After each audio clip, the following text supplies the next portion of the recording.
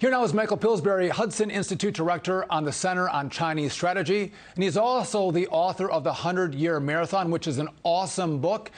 Michael, welcome to the program. So give me your take on Adande. I mean, again, saying, hey, listen, we're going to compare asking people to show an ID in America when we vote to the genocide and the rape and abuse that's happening in China? Well, it's a silly kind of narcissism where looking at internal problems in the U.S. somehow is equated to this massive violation of human rights in China, not to mention Chinese claiming that they own the South China Sea and they own part of the Indian border. By the way, they claim a rather large chunk of India as their territory, and they're using force to back up the claim. So this is just silly to hear an American say this kind of thing. As you know, in the big picture, Sean, China is 75% of our GDP now. They're trying to surpass us in the next 5 years.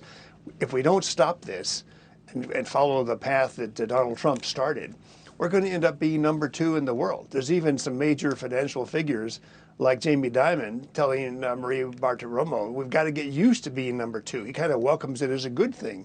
So these are really major stakes, and it's kind of silly. I agree with you. It's stupid to compare American internal problems with what the Chinese are up to.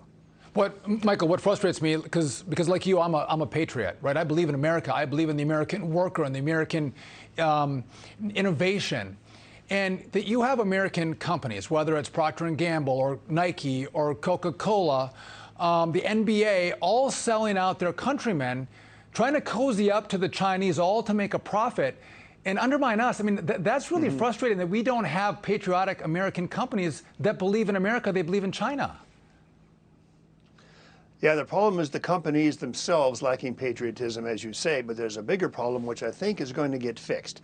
In the Congress, there's some legislation now to try to cut American investment in China, to screen it, and best of all, to make sure no American investors are allowed to build up the Chinese military or surveillance systems against human rights victims.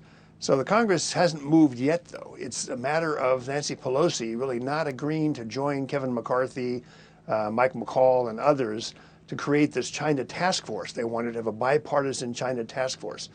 She just wouldn't join. So a few little things are squeaking through, but that's really what the block right now is on making China accountable, not just for trade and human rights, but also for the Wuhan virus data that they've covered up still. Yeah, so Michael, I'm a little bit optimistic, but depends on Nancy Pelosi, frankly, Sean. Yeah, Michael, to that point, you know her better than I do. Yeah, no, I'm not going to hold my breath on that one. But I think a change is coming. But the BlackRock CEO, Larry Fink, is facing backlash from Consumer Research for saying he's, quote, all in on China. They have an ad up. Take a look at this.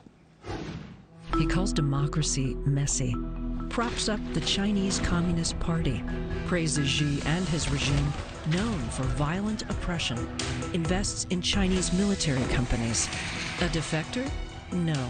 It's BlackRock CEO Larry Fink, the CEO of a major American company who's gone all in on China. Can he be more anti-American? Larry Fink, BlackRock, taking your money, betting on China. So, Michael, 2 questions here. You know, number one, is that ad fair? But number 2, a lot of state pension plans give their money to BlackRock, whether it's Washington, Florida, New York, Nevada, Oklahoma, a conservative one, West Virginia, Montana. They send their pension plan money to Larry Fink, who then invests in China and undermines American workers? That's right, and it's Larry Fink personally who came to testify in front of this pension thrift supervision board, they call it. It's under the Labor Department. He came and testified, proposed this idea about 4 years ago of taking U.S.